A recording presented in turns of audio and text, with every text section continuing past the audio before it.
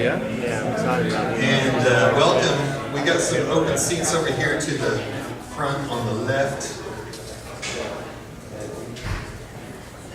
We're getting started this morning.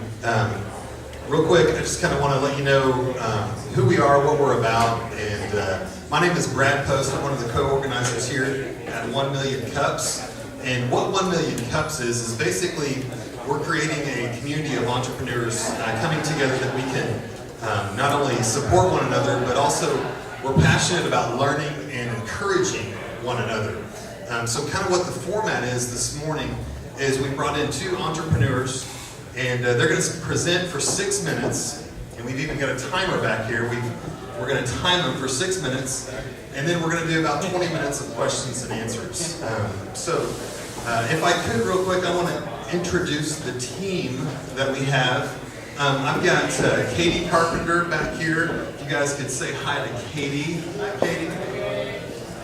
We've got Justin Carpenter, who is more than likely baristaing. That's a word. And then we've got Tim Vickers back here, rudely talking while I'm talking. Everybody say hi, Tim. Hi, Tim. And just a few quick ground rules before we get started this morning. We're here at Foolish Things. If you guys could, let's just kind of pick up after ourselves. Just keep it clean. If you need to use the restrooms, they're back over here to the right.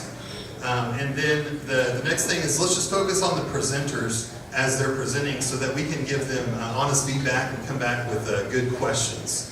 So the first speaker I have this morning, his name is Aaron Bean, and he's with Avirodha Consulting Group.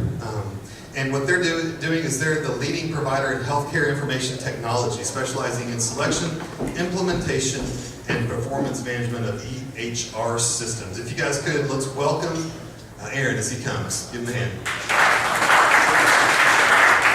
Thank you. You did a good job with the name.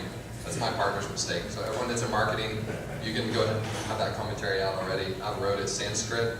It means lack of opposition. And that's what we're about, kind of marrying technology and the business process in the EHR world.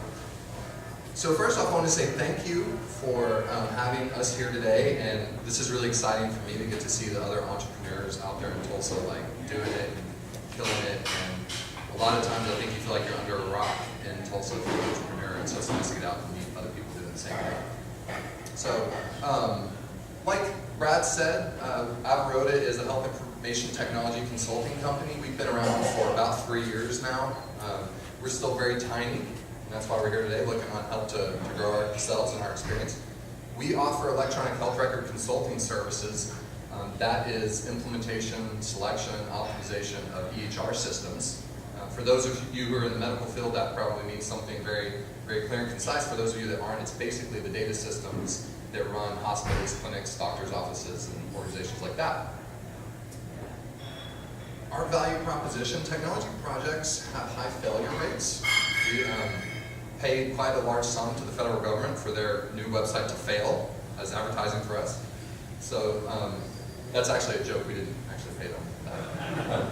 But those of you who've been following the news, healthcare.gov has been the insurance provider for the exchange of Obamacare, and it's just failed miserably.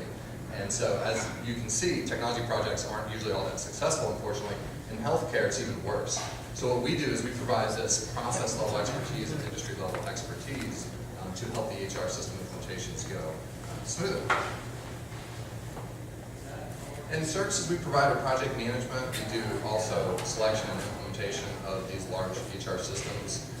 The buy-in for an EHR system, if you're a small practice, isn't all that bad. It's around 10 to 15,000 per provider. But for larger practices, it can be easily $1 million or more.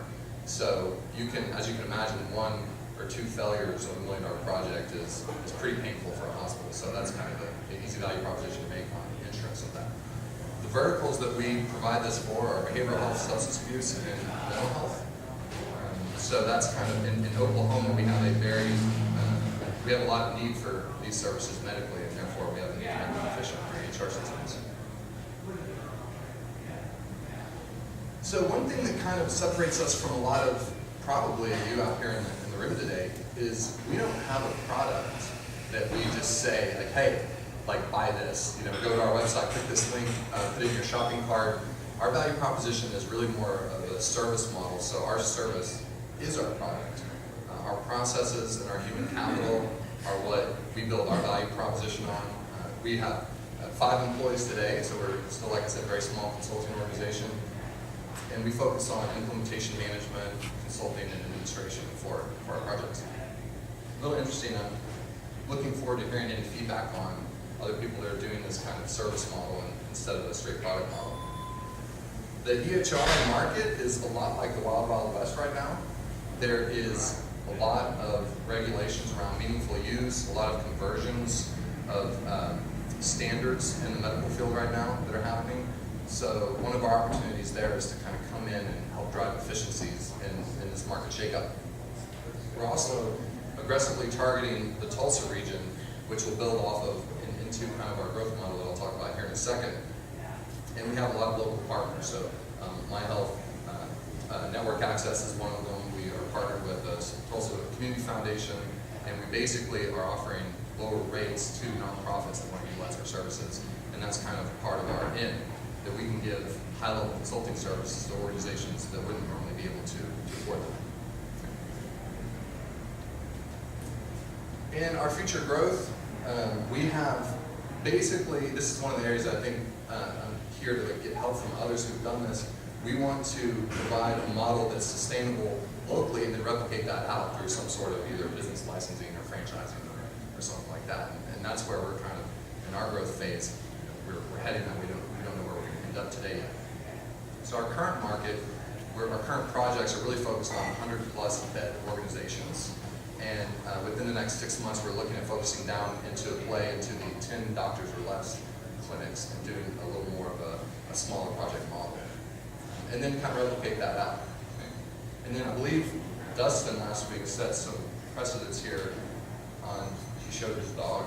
And so this is my dog, Jeek, German Shepherd, about 2 years old now, so I love her very much. Okay. So I think that's, looks like I have 50 seconds left, so that's the end of kind of my 6-minute presentation part, and I'll open up for questions.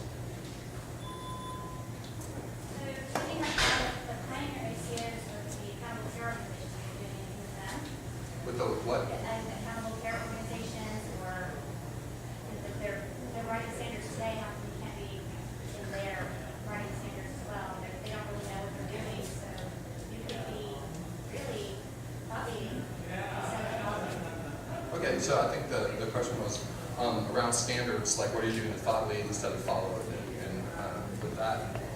Well, I mean, right now, our big focus is really specifically around standards on the ICD-9 and 10 conversion and the DSM conversions. And the reason for that is because with the ICD-9 to 10, that's directly related to hospitals and clinics' pay. And so and because that deadline's looming over the next year, that's kind of our big standards focus today. Also on that, as far as being a thought leader, with our partnership with My Health Network Access, which is Tulsa's health information exchange, there's a lot of thought leadership going there. They're one of only, I believe it was 17 Beacon HIEs that were awarded a federal grant in the USA. So they're doing a lot of cool stuff with technology today that we're partnering with. Good question. Next. Hey. What's your, you said you're a service out of product, so it's a typical, more like a traditional tech startup or something like that, it's all about scalability and leveraging that. What's your vision for being able to scale the service piece? Is that something you want to scale efficiently, or is it you think it's something that grows more here? That's a great question. So what's the vision on scaling the service as a product? And so that's what I'm saying, like around the normal technology model, if it's a product, there's kind of a path to scaling that out. So that's a great question, and that's one that I struggle with myself recently. My background is in kind of productizing services for large organizations, so organizational development and project management. And my goal would be to take that from a business model perspective and do that with professional services.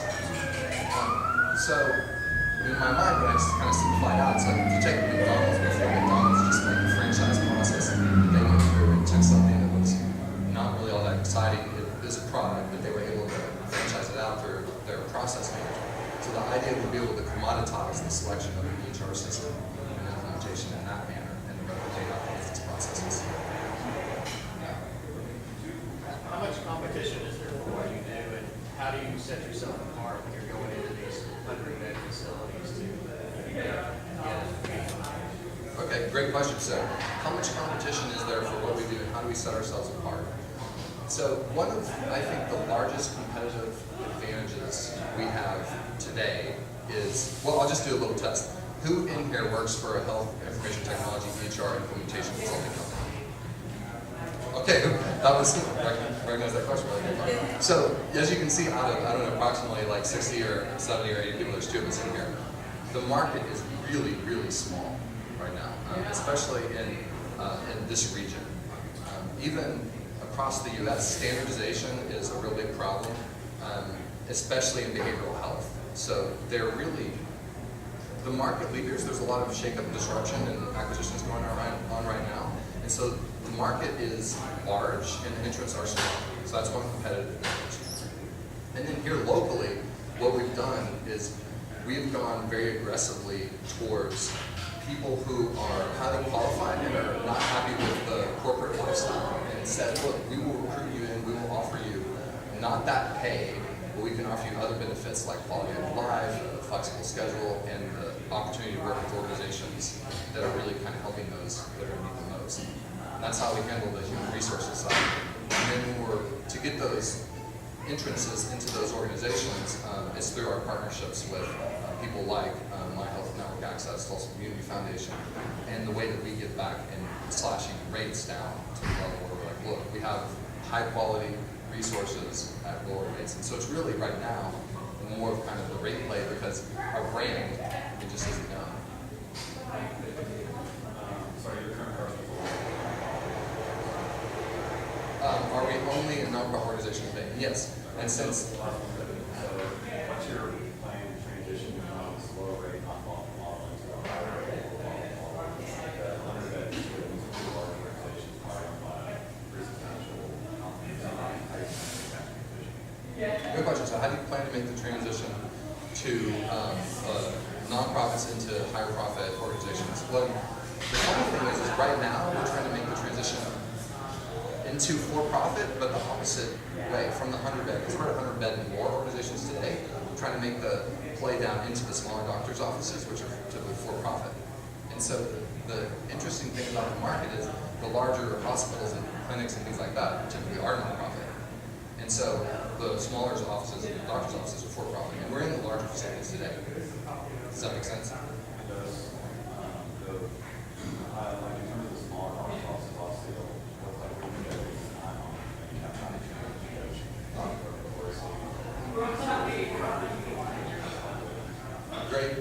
Great question. And, so what do you anticipate the lead time of making that kind of change in the small doctor's office, since they're notoriously resistant to change and things like that? I'd love to hear your thoughts on that. Maybe Dr. Watch. Talk about it. Are you a doctor? No. Because I think that's a really good point.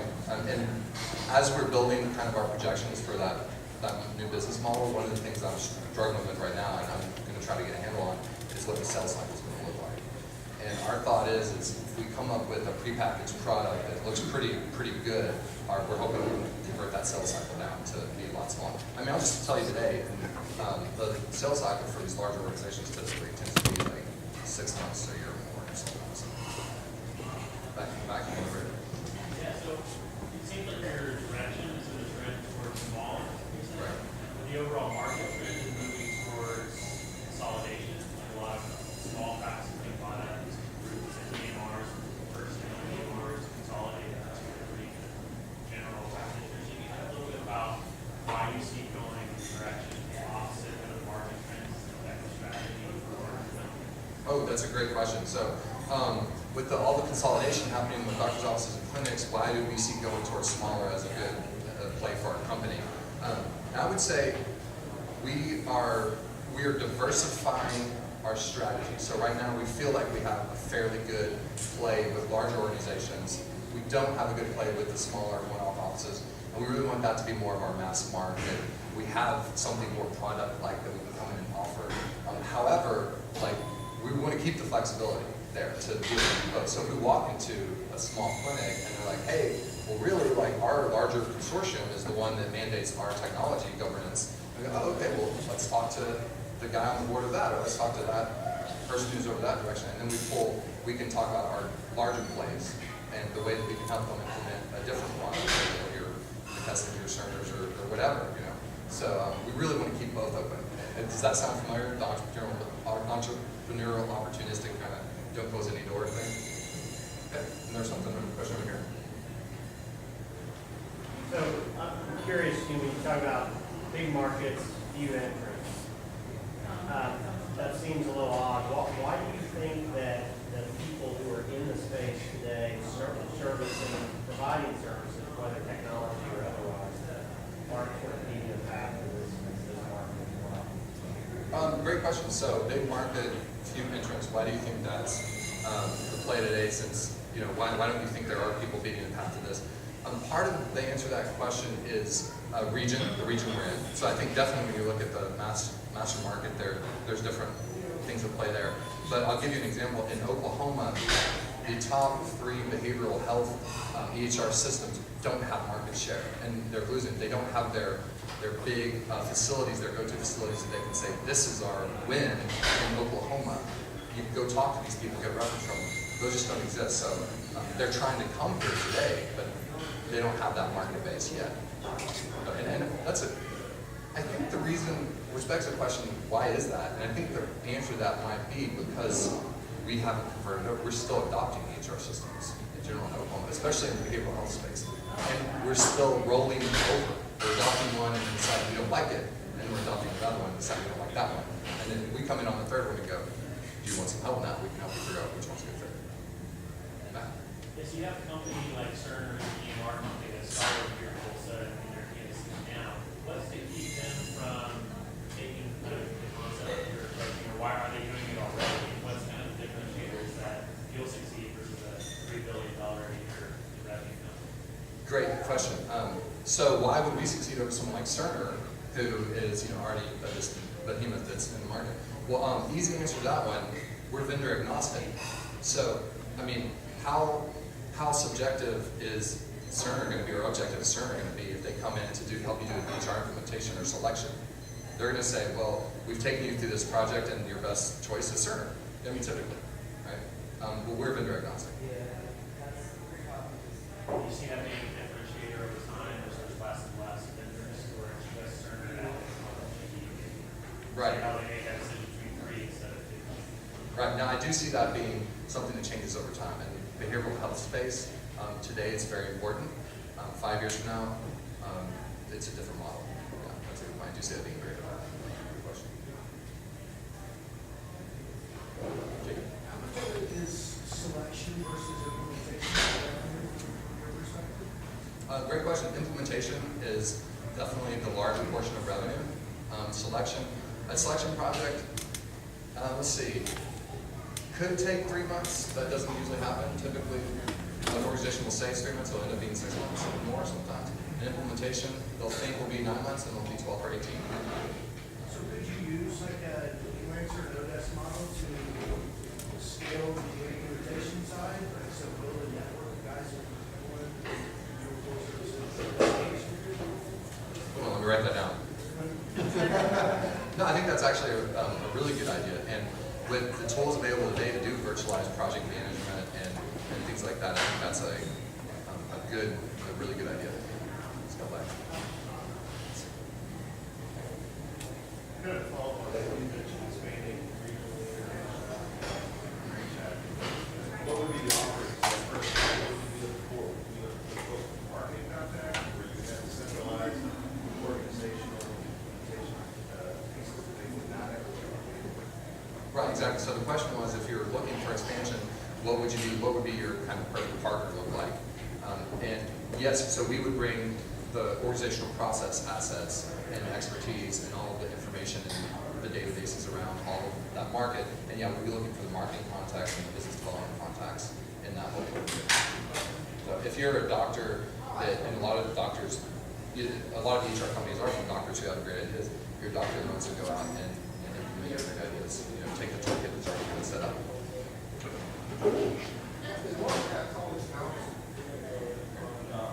This is a big space, I'm not familiar with business conversations, it's not like there's a lot of big players. Is there a way that access information?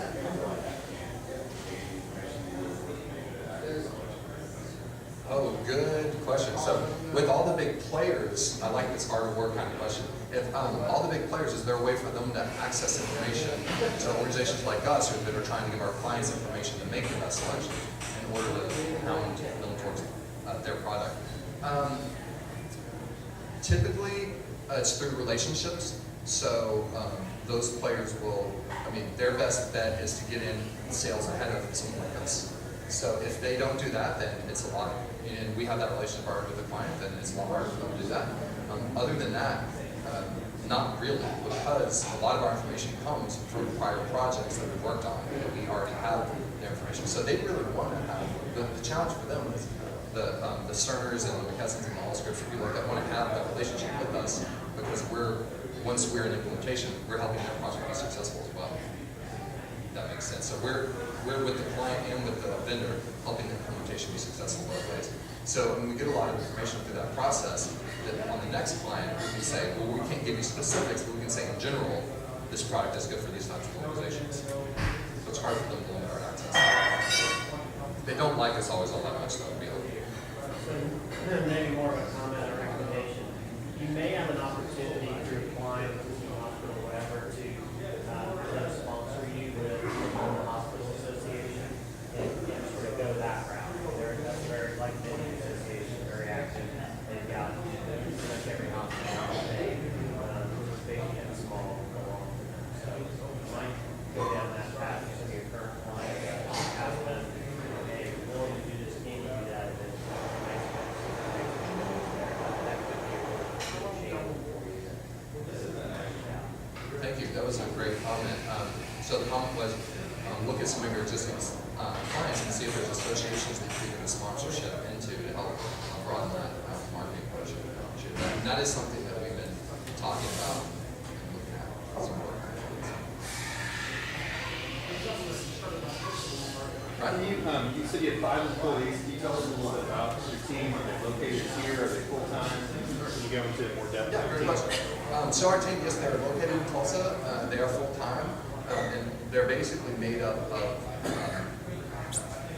someone who is very good at the selection process, and then a handoff to someone who's very good at the implementation process. And we have a couple of folks around that process.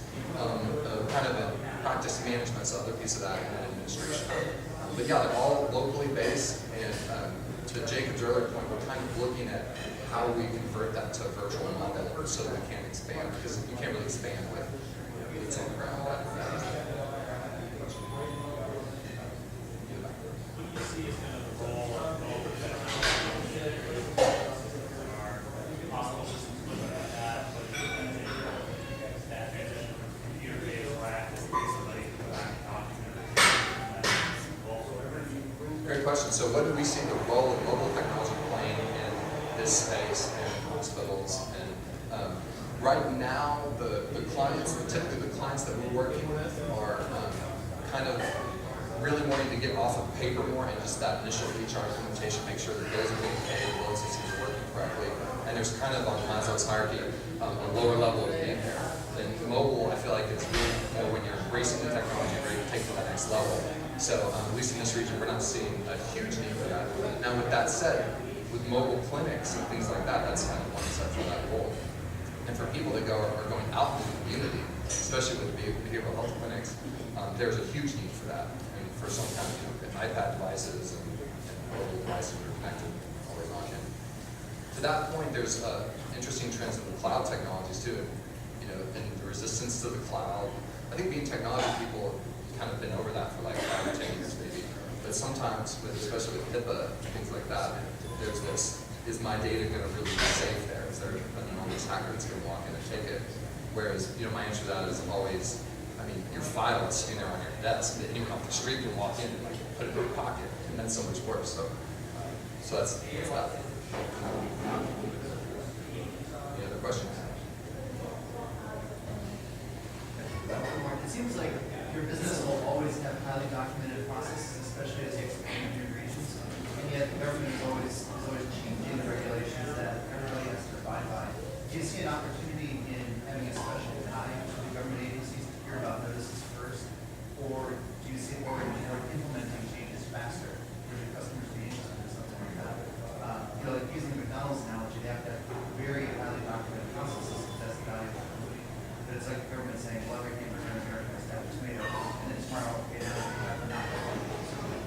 But to be able to adapt to the aspect that you need to differentiate your competitors. Great question. So do you see an opportunity to have a tie to closer tie to government agencies since the regulations are changing so quickly? That being kind of a competitive advantage for us. Yeah, absolutely. I mean, having the heads up on things like these big conversions on code, medical coding, and things like that would be huge. Because that's, people are looking for a trusted advisor. And so if you're a step ahead of that, you're not just playing catch up with the rest of the people on the block. That would be a huge competitive advantage. I'm going to jump in here. We're going to ask in here, what can the community do to help you? Great. So what can you guys do to help me? So I think that right now we're developing inside-outside sales teams, and that's a big thing that I have a lot of question marks about. We have a lot of question marks for that. So anyone that has that inside-outside sales knowledge and what kind of metrics you would track on that kind of stuff would be a huge help. Awesome. Thank you very much. Thank you all. If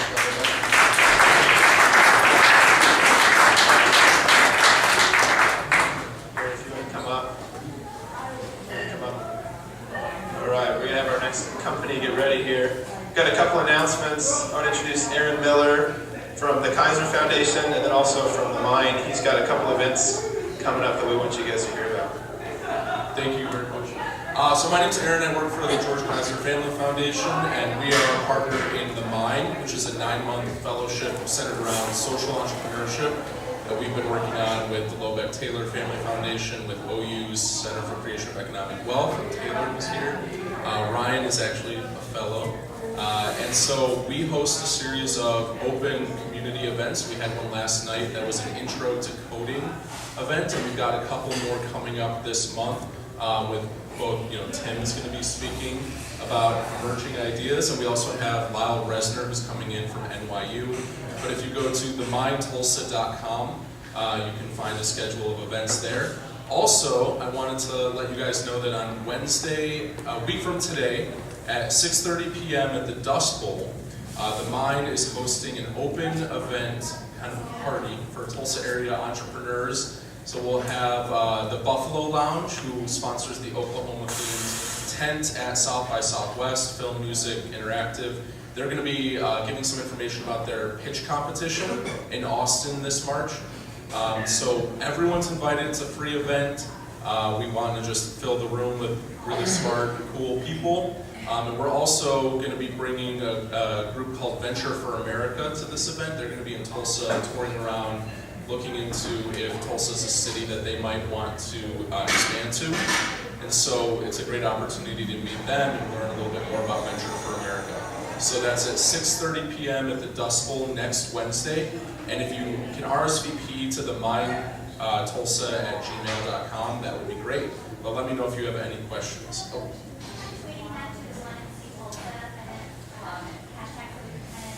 Perfect. There's also an Eventbrite too, but we'll get that out to you guys. Thank you very much. Thank you, Aaron. What could be cooler, entrepreneurs and bowling?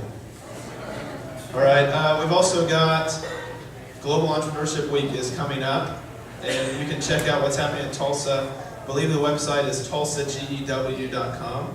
You can head over there. We've got events. I think it starts Saturday, November 16th, all the way through Friday, November 22nd. We're going to have some different local organizations making announcements in the coming weeks. But go ahead and get some of those booked out in your calendar.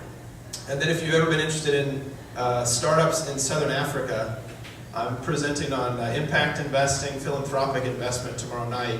That's with the Mine at the Forge. That'll be at 5:30. So if you want to check that out, we'd love to have you come, and you can hear some crazy stories about camping in the bush and real life Daniel in the lion's den kind of crap.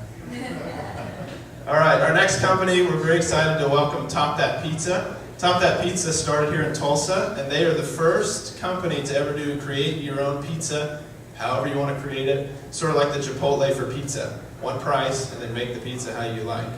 And they started right here in Tulsa. They've been expanding. I'll let Lori tell you a little bit more about that. They've got an international location as well. And if you would just give a 1 million cups welcome to Lori Waldrich, Top That Pizza.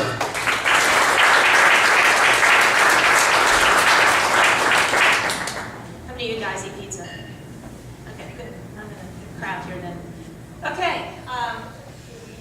Well, yeah, we started a pizza place, and when we started telling people that we were kind of going to experiment with this thing, the biggest question was, why in the world would you be crazy enough to do that when there's all these other competitors out there?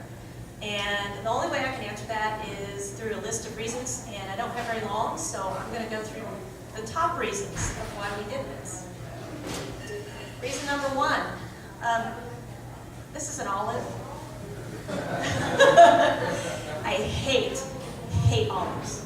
I think they're gross and disgusting, and my husband loves them. And this is a supreme pizza, and he loves getting supreme pizzas, and so do my kids. I have 2 boys, and you know, I like this kind of pizza. And the only choice we can do when we get together somewhere is split, right? That's what everybody does to be able to afford to get what you want. But there's always a little bit of compromise, and in my case, his olives get on my side. And it really makes me mad, and it ruins my whole experience. So that's just one reason. So typically, and I asked this one time to my husband, we were sitting at this pizza place, I said, one day I just want to create my own. I don't want your pizza. I want to have what I want, because I usually compromise and make everyone happy, and that's what the wife does in the family, and then want to cause an argument. So, of course, you start with a pizza. Pretend that's a cheese pizza. And typically you see on the menu, okay, you start with cheese pizza and it's $7, and then you add some meat to it, and then you add a tomato, and you add some mushrooms, and you add some peppers to it, and you know, it keeps going on and on. And my little 10-inch pizza costs the same as his big supreme that I don't want to eat. So it becomes very uneconomical for someone like me to get what they want. Reason two, there's a reason for this. I've been in the marketing business for a long time. That's my background. And every other pizza place you go to, they have their crust, they have their sauce, they have their thing, which is just fine. And if you don't like it, you know, go somewhere else. This is how we do it. Our chef came up with it. You want it your way, okay, but it's going to cost you, you know. Or you want pesto, well, we don't have pesto. Or we don't have anchovies. We don't have these things that you want. Go find something somewhere else. Okay, reason three, everybody's seen the Domino's, or this whole deal where what really goes on your pizza back behind the scenes. I've always been curious about what really is in the ingredients and where it comes from. Does it come out in a big bag, or is it in a bin somewhere? Do they scrape? I heard horror stories growing up that friends who worked in pizzerias used to scrape the ingredients off the bin and put them back in, and all that. It just grossed me out. And so that was another reason that, you know, when I came up with this thing.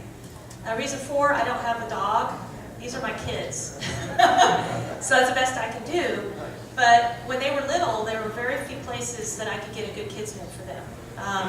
You know, again, we're back to the kids meals. This is what all kids eat, right? You've got the grilled cheese sandwich, the hamburger, the bowl of powdered mac and cheese, the corn dog, the chicken nuggets, and I can't believe I forgot to put it on here, but a cheese pizza. You know, they've got the normal pizza and then the kids' version that they pull out of the frozen package and they heat up in the microwave for kids. And my kids are, their palates are different. This is my son at the hibachi and he's eating an octopus. I don't even eat that.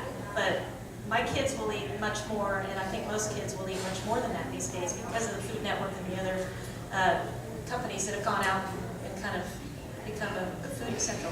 The other number five is pizza typically is slow. You know, if you want to wait on a pizza during lunch, you've busted your lunch hour.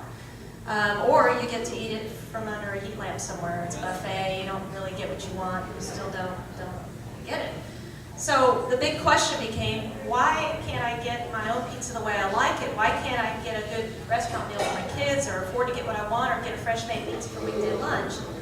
And that's when we decided if these guys can do it with burgers and subs and sandwiches, there's no reason why we can't do it with pizza. And it had never been done the way that we're doing it. So we decided in 2009 to embark on this experiment. We opened our first unit at 81st or 83rd Memorial and in 2010. And essentially we were the first anywhere in the country, in the world, to do all these things. Personal sized pizzas, which is all we do. Sub-shop format, this is a picture of what it looks like to go down our line. A lot of people say, aren't you Papa Murphy's? Well, no, we're not, because it's personal pizzas and we bake it. We bake it for you in under 3 minutes. The other option is any toppings that you want for one price, which, again, hasn't been done before. We have 4 different crusts, 8 sauces, 40 toppings, and 10 different cheeses. So if you don't get a pizza that you like, it's probably your fault, because you tried the topping that you like, or you picked the crust that you don't like. We also have the 2 sizes that we have are 6 and 10 inch, so people can eat smaller or normal size. We do made-to-order salads, we do bakes, which is that Alfredo meatball bake in the front. We have house-baked cookies, and we were one of the first restaurants to have a Coke Freestyle machine. How many of you guys have used one of those before?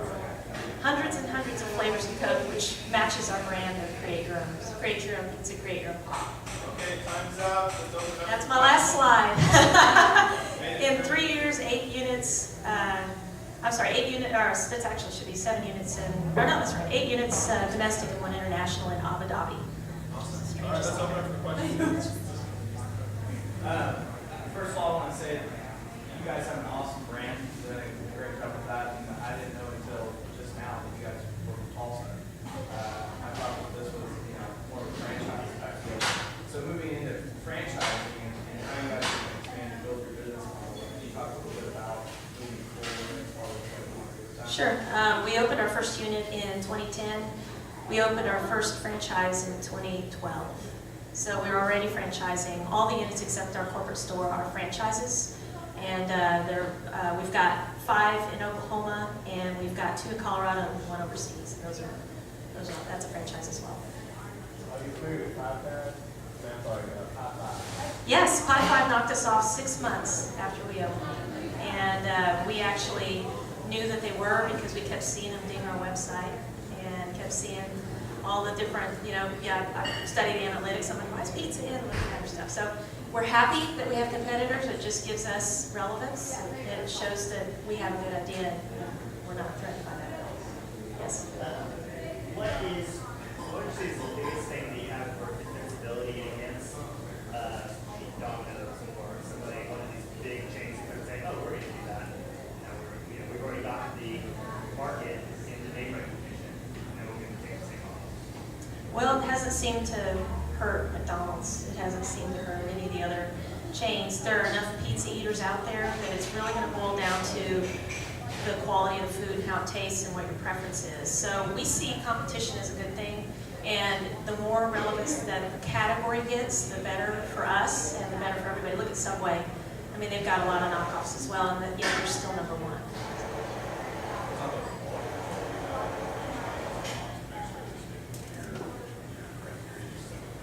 Yes, we have a food service distributor that they are required to use that has their order guide as far as the quality of the products. We also have oversight. We've got somebody who goes around to the stores and checks on the compliance to make sure everybody's doing it the same way. Consistency, of course, is important. Yes? What changes did you make to your model, from the original concept to after you started walking in? One thing, a big one was having a 6-inch size instead of just a 10-inch because we had people splitting pizzas, and for a personal pizza concept, to have people splitting pizzas wasn't a good thing. We also expanded our menu a little bit. We have a new product called the Panini that's coming out. It's actually available for catering. We also introduced catering. We've got some demand for that, and I'll talk a little bit about that in a minute. So, yeah. What is your per pizza cost? What do you sell it for? And what are your margins?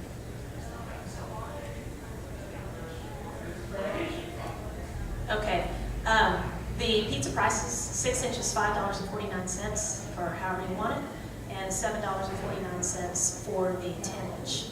As far as the margins, I'm the right-brained part of the operation and the brain person. The left-brain part isn't here, so I can't really give you an accurate answer.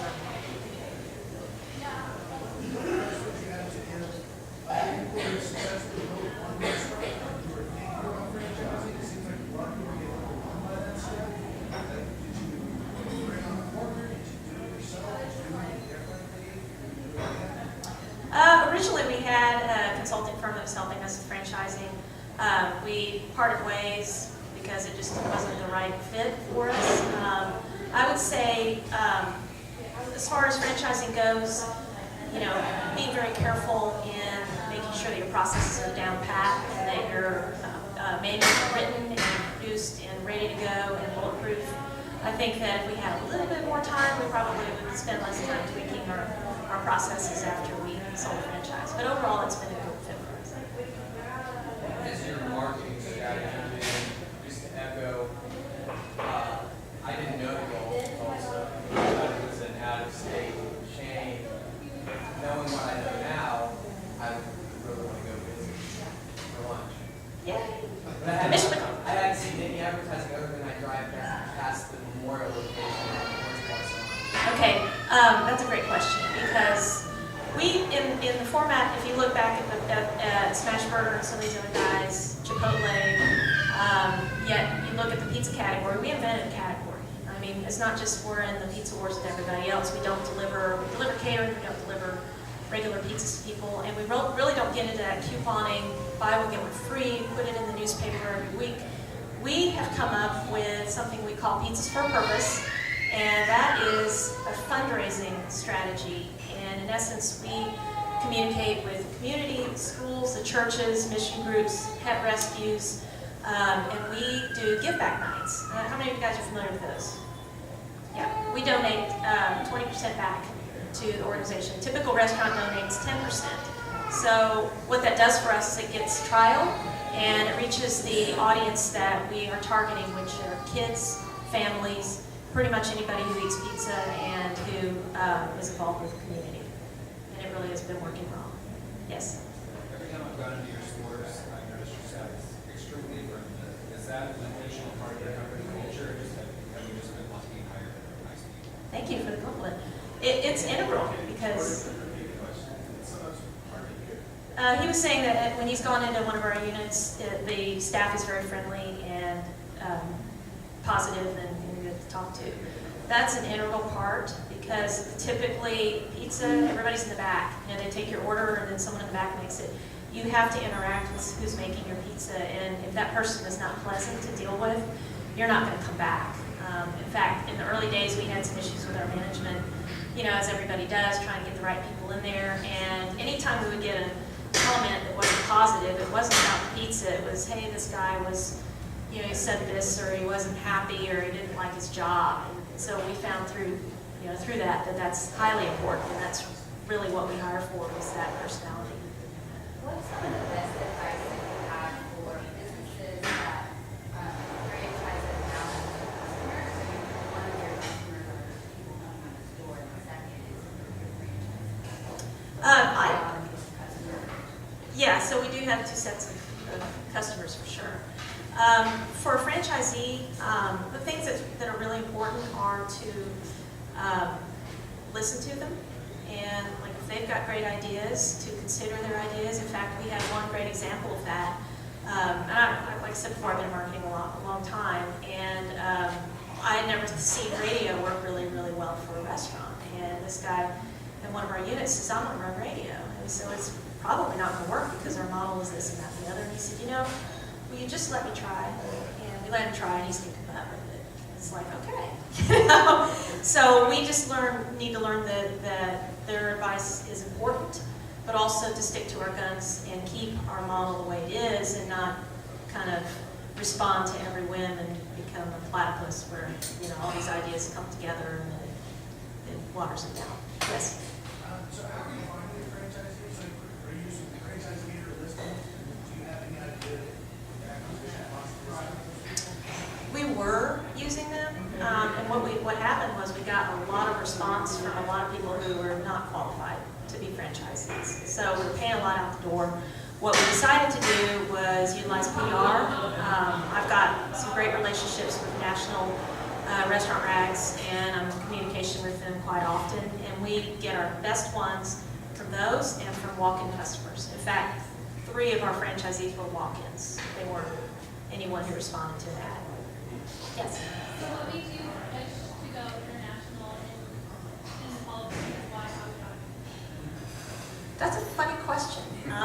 The way Abu Dhabi happened was someone read an article over there, and they contacted us and said, we're interested. And of course, the first response is, oh, sure, right, yeah, right, you are. I mean, and it happened in May of last year. So, you know, we weren't very old, an organization. And it was like, oh, this is, okay, we'll just follow along because he was persistent. And the guy never once came over here to visit a store, but he committed to buying a 20-unit deal over there, and which is amazing, which we still are kind of scratching our heads at. And we really didn't believe it all the way up until the check cleared. I was like, oh, this, okay, but, you know, the fee came in and it actually happened. And then he opened last May in a shopping mall. And this shopping mall, when he showed us what it was, he sent us plans over and what it was looking like. This thing was about a third of the way done. And when you talk about shopping mall over there, it's not Woodland Hills, it's nothing like that. It is like a city. And it's got a school, and it's got condos all around it, and you know, every kind of organization. They've got a soccer stadium there. And that's where people go. I mean, because it's so hot in the summertime, people go to the mall. They don't go outside or do anything else. They go inside. There's these huge malls everywhere. And he put that unit in a food court. There's a Wendy's and an Arby's and a Top Bat and then a bunch of other stuff. And he also bought a yogurt stand. And he's killing it. And we're still excited about it. We haven't been over there yet, but we sent a trainer, and I have lots of pictures if y'all ever want to sit down at lunch and see these things. They're interesting. But it's not been easy because we had to alter our menu a little bit, obviously, for what they call halal food over there. You can get salmon and you can get squid as a topping. You know, yeah. What else? Yeah. Did you intend to have franchises from the very beginning, like you opened the store without like the role? And We if did. so, what was that 2-year process like? Did you wait for it to be profitable, or did you wait for a certain point before you started franchising? We were intending to expand through franchising. That's definitely our case, and we built it to be simple and operationally sound. We did sell our first franchise. We opened in October. We sold our first franchise in 2011. I don't remember what month it was, but we had proven our store, that the system worked, that people liked it, and all that stuff enough to where we felt comfortable with selling franchises, and it has been a good process for us. Have you ever had a franchise close or are having struggles with some franchises? How do you deal with that on your end? Yes, we had the stores in Texas. We built out over time, and they closed. There were 3 of them, and the reason being for that was that they were built too large and the rent was too expensive. And it really wasn't a good mix of locations. And we had a franchising consulting firm that was kind of helping us with site selection, and it just really didn't work. And the way we've dealt with that is just, you know, move on, learn from our mistakes, and tweak the system to account for that. So to kind of extension that statement, what service do you provide for franchise? Have to start off with a big franchise, what wrong with that? Okay. We are a brand forward company. In other words, we established our brand and our marketing and our strategies early on. And as part of the system, they get all the expertise there. We have complete marketing packages that they have access to. As far as the social media and all the other types of marketing, we feel like that's one of the most important parts. And we've established a very powerful, as we talked about earlier with the Spirit Nuts, the local store marketing strategy, which is critical for any restaurant to open up in the market. So we're very forward with them when we start out and say, you know, this is something that you got to market, and we do a lot of consulting with them to make sure that they are thinking about that versus just opening their doors and waiting for people to walk in. Yes? You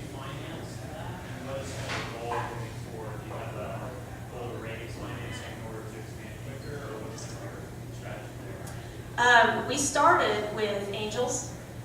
It was kind of, I don't have enough time to tell you, it was an interesting story how it all worked, but we had angel investment, and then we probably will pursue either financing in the future. We're not to that point yet, but I'm sure when we expand out bigger and bigger, then that may be an option.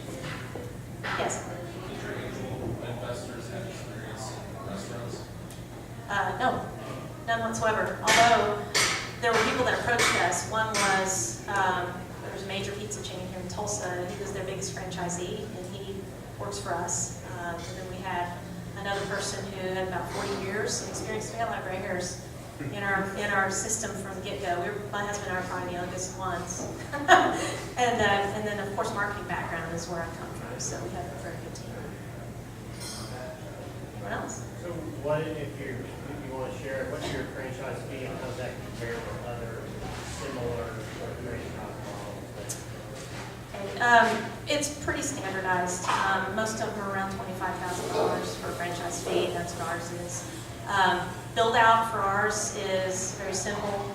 We have converted 3 Quiznos, and that's really our best site is going in and taking over a Quiznos that's closed down because there's apparently lots of them that have been closing. Subways and those types of build outs are really great, but we've tried to keep the cost of building the entire unit a lot lower than the competing brands out there. What are, can you go over some of your goals for the rest of the year, next year? Do you have a certain number of stores you want to open? Yeah, we'd like to open 10 more next year. We are communicating with somebody who has that as their goal. And there's a second country that we're looking at as well. It's a little closer. And I can't divulge too much because we haven't signed anything with them yet. So. But we want to keep opening them up and keep making them better and serving pizza. Yes?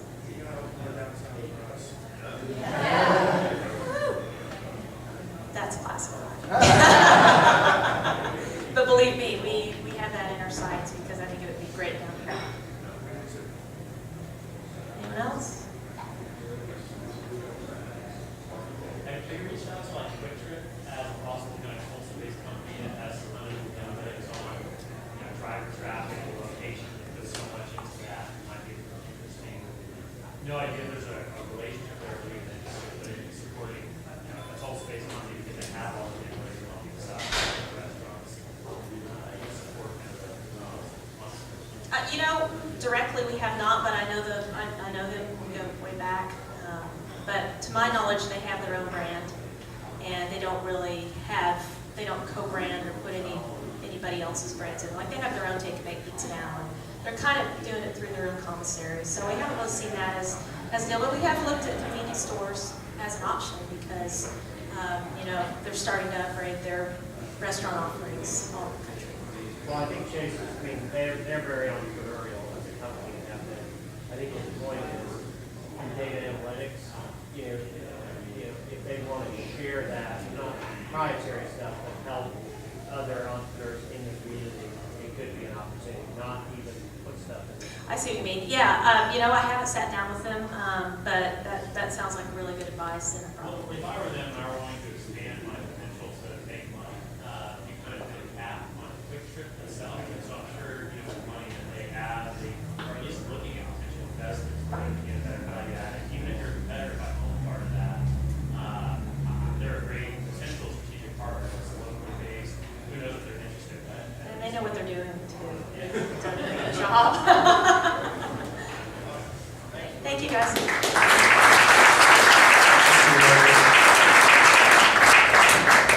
All right, thanks for coming out. Just so you know, by popular demand, we started a Facebook page.